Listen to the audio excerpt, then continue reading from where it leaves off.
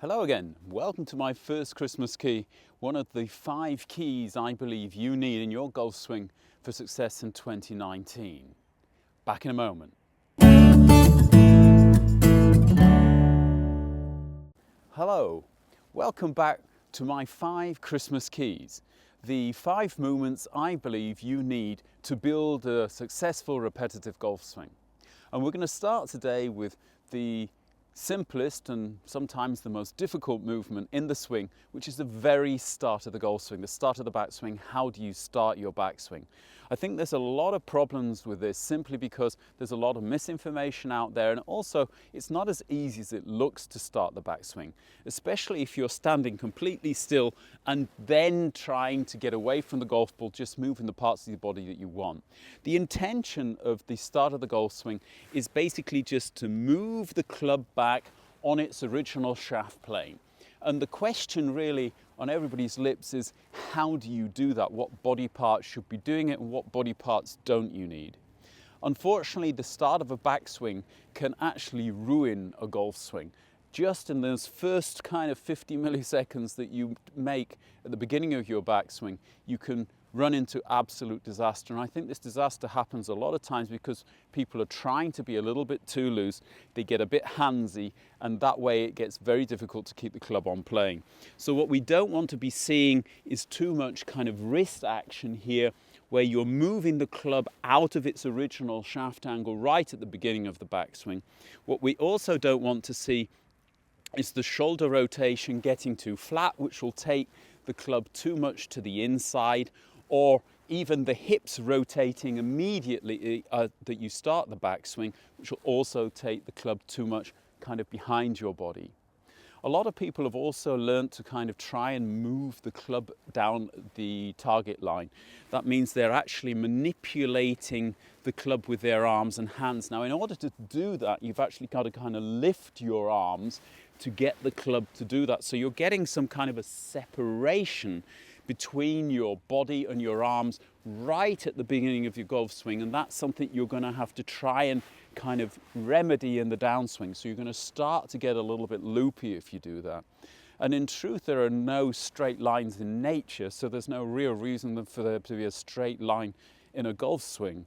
Although we're hoping to get the club head back onto the target line in the downswing, moving down the target line for a very brief amount of time, really, if you look at the complete movement, the club is always moving in a curve around the body, simply because the main axis of a golf swing is actually situated in the middle of your chest, and that actually is not directly over the golf ball. So it's not like a pendulum which is just swinging up and down above the golf ball. It's a movement which is moving up and around your body, and therefore there's no straight lines. So what is it exactly that you should be doing? Well, first of all, I believe the best thing is to try and keep your legs and your hips quiet at the beginning of your backswing. We're only talking about the time between maybe starting the swing and getting the hands back to approximately the trail thigh. This is, excuse me, a little bit of German popping in there.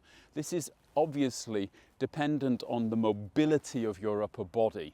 If you've got a lot of mobility in your thoracic spine, then you're going to be able to move your arms further back and your chest further around without moving your hips and your legs.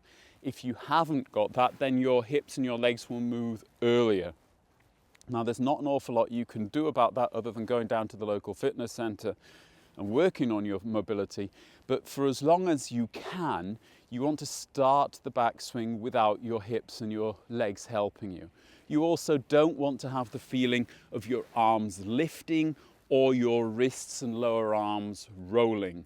You want the feeling of them staying passive and there being enough tension in the arms and in the hands so that when you start the rotation, you don't get any kind of lag going on where you're kind of pulling the club away from the ball.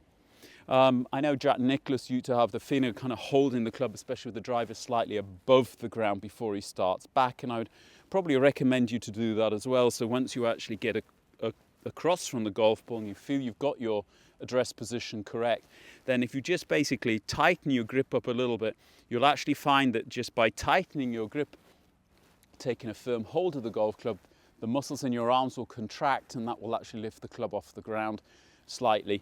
And then it's easier to actually make the upper body movement to take the club away.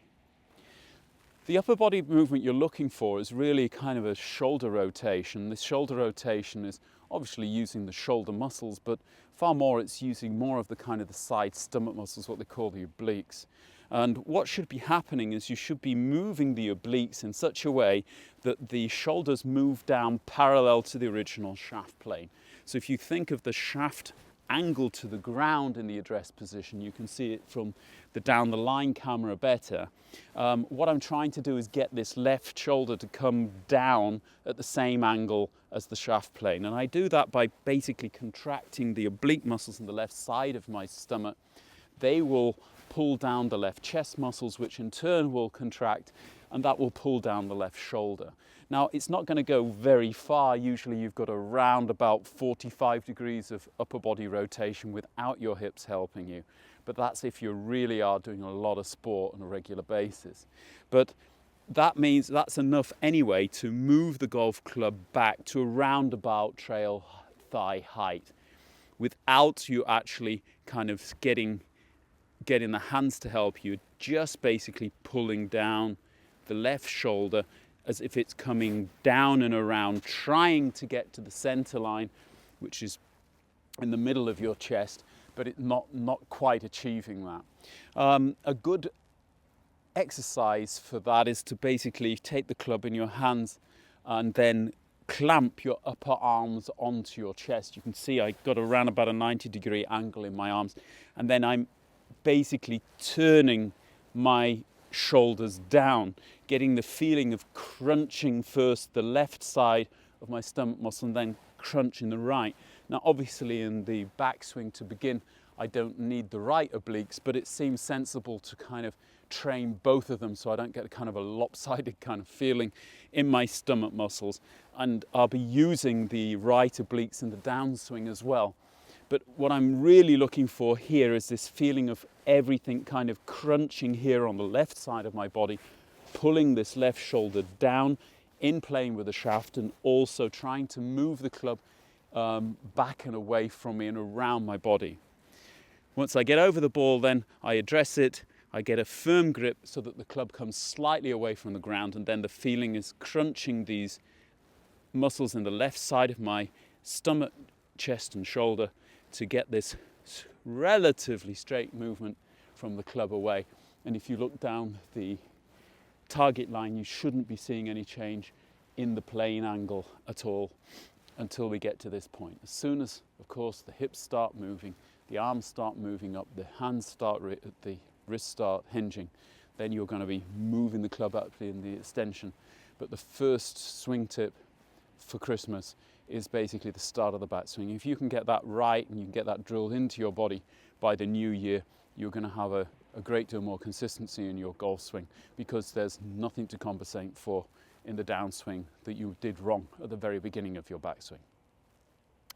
Don't forget, watch the video as often as possible, because this will actually help us to get more hits on the channel. More hits on the channel means more income on the channel, and more income in the channel means I can donate more to Children in Need, which is a great charity in the UK which looks after children not just in the UK but everywhere in the world. Thank you for watching again. I'll be back in just a couple of days with the second Christmas trip, or the Christmas key to your golf swing in 2019. Look forward to seeing you all then. Till then, bye-bye.